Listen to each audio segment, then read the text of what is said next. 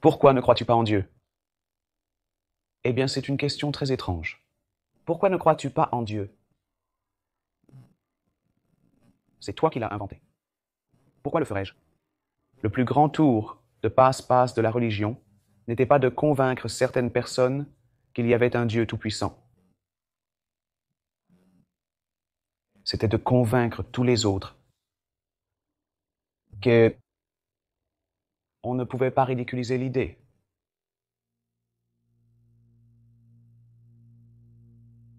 Nous naissons tous athées, tu sais, et ensuite cela change ou s'améliore.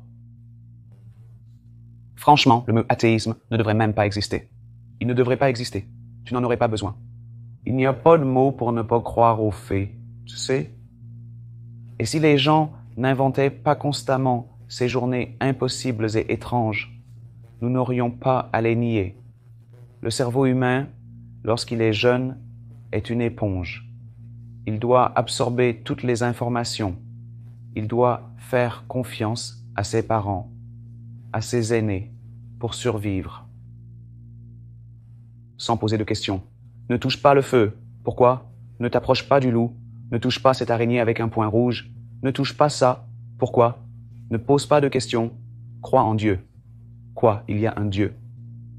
Et si tu es méchant, tu iras en enfer. D'accord. Et si cela était constamment confirmé comme toutes les autres choses, les loups te mangent, les veuves noires te tuent, les feux te brûlent. Si on lui donne le même niveau de crédibilité et de vérité, tu ne vas jamais t'en remettre. Il sera beaucoup plus difficile de défaire cela. Je pense que les mythes sont apparus, peut-être tu sais, souvent comme un palliatif à la connaissance jusqu'à ce que nous en sachions plus, tu sais. La Terre est plate. Non. Nous avons maintenant prouvé. D'accord? Oui, elle n'est pas plate. Eh bien, tu as tort. D'accord? Mais ce n'est pas personnel. Tu ne le prends pas personnellement. Ça ne t'affecte pas. Ça n'affecte pas ta vie après la mort, tu sais. Et donc, ils veulent souvent s'accrocher à ça.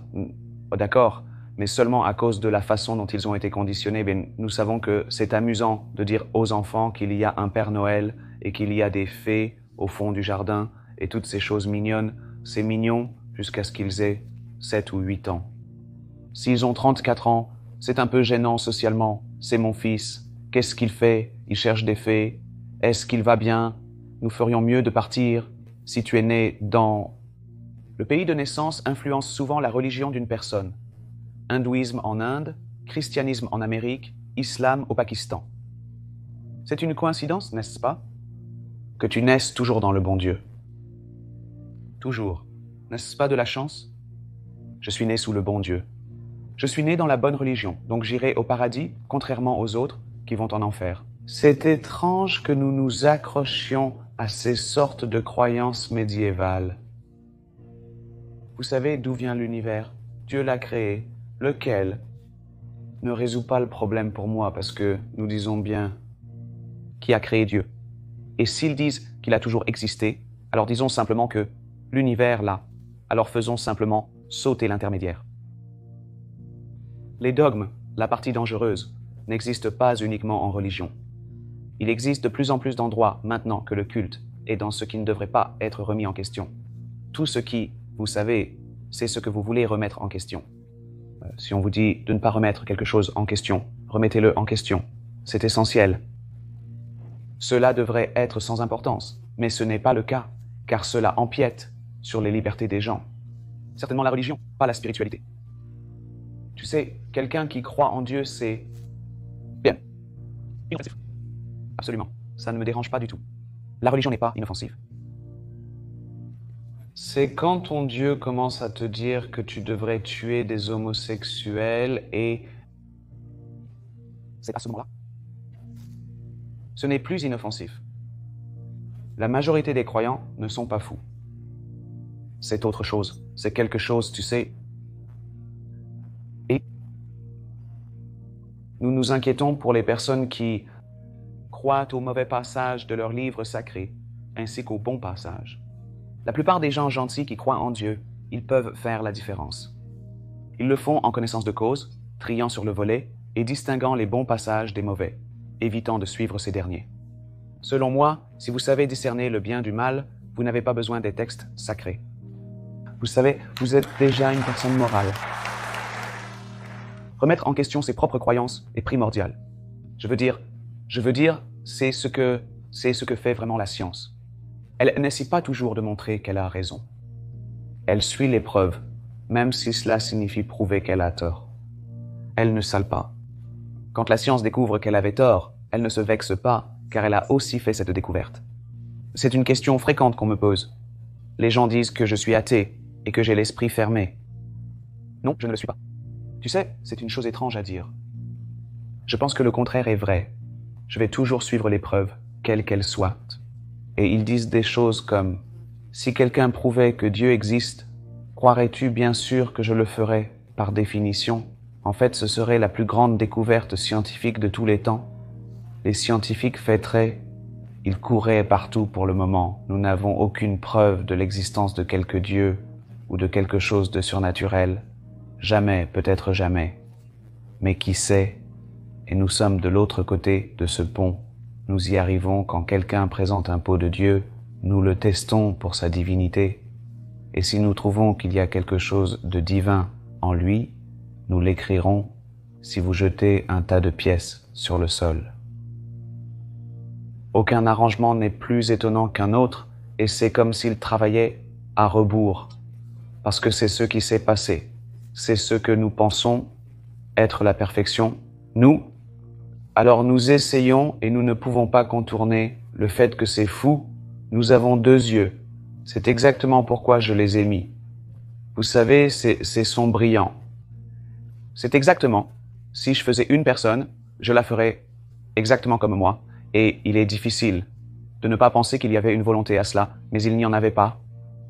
Vous savez, la citation de Mark Twain à propos, c'est tellement génial que j'ai des oreilles ici pour tenir ces choses. Nous avons des lunettes et ces années sont parfaites pour cela. Exactement, ouais. Ouais, un autre Mark Twain. Ce qui est particulièrement bien à ce sujet, c'est un double coup dur, ouais, parce qu'il est sarcastique à propos de l'évolution. D'accord ?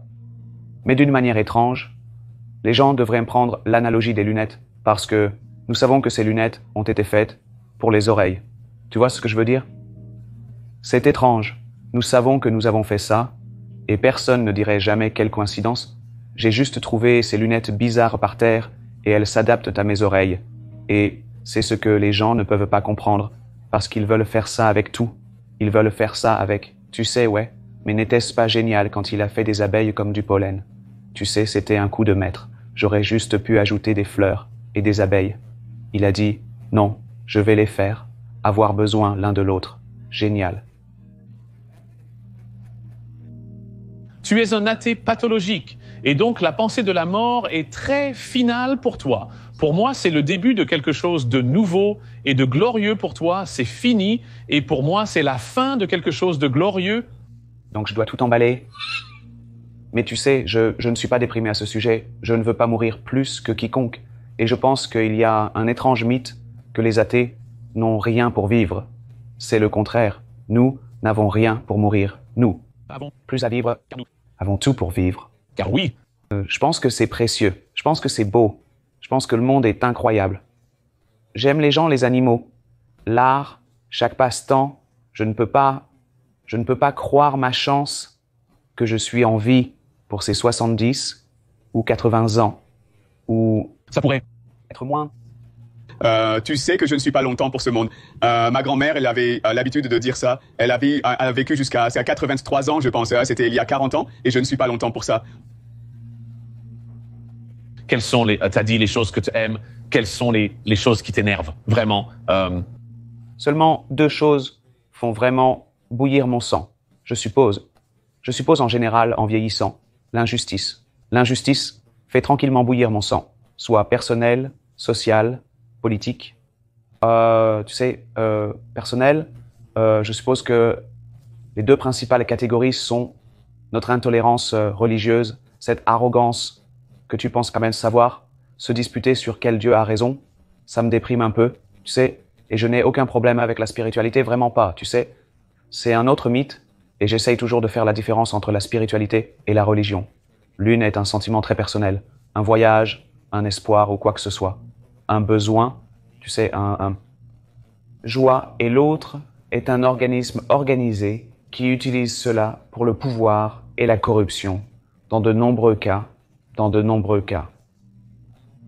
Et tu sais, je n'ai ni l'un ni l'autre, mais